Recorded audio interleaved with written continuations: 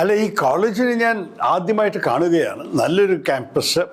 ഇപ്പോൾ കൂടി ചില പ്രവർത്തനം നടക്കുന്നുണ്ട്. ഫുട്ബോളും ക്രിക്കറ്റ് ഫീൽഡും ഒക്കെ സ്ഥാപിക്കാൻ പുതിയ ഒരു ഓഡിറ്റോറിയത്തിൽ പോയി ഇരുന്നു. അംജദ് അലി ബ്ലോക്കിൽ നല്ലൊരു ഓഡിറ്റോറിയമാണ്.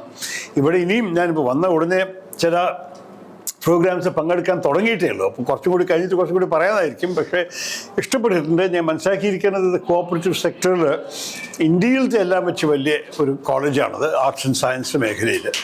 അപ്പോൾ അതൊക്കെ നമുക്കൊരു അഭിമാനമല്ലേ നമ്മുടെ സ്വന്തം നാട്ടിലതൊക്കെ കാണുമ്പോൾ.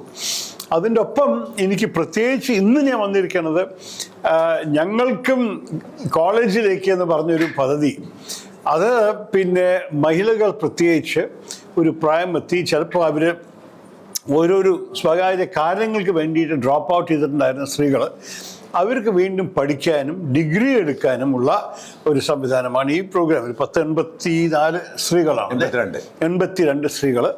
അവർ ഓരോരോ പ്രായത്തിൻ്റെ, ചില മുത്തശ്ശിമാരുണ്ട്, ചില ചെറുപ്പക്കാരുണ്ട്, ചെറിയ കുഞ്ഞുങ്ങളുടെ അമ്മമാരുണ്ട്.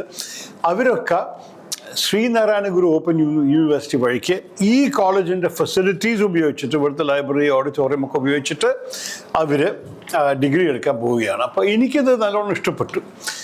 കോളേജിൻ്റെ സ്വന്തം പ്രവർത്തനം നല്ല തന്നെ ആയിരിക്കും, ഒരു സംശയമില്ല. പക്ഷെ അതിൻ്റെ ഒപ്പം അവർ ഇനിയും അവർ റെഗുലർ സ്റ്റുഡൻസ് അല്ലാത്ത വേറെ കുറച്ചും കൂടി പ്രായമുള്ള വിദ്യാർത്ഥികളെ സഹായിക്കാൻ അവർ ഫെസിലിറ്റീസ് കൊടുത്തതിനും ഇഷ്ടപ്പെട്ടു.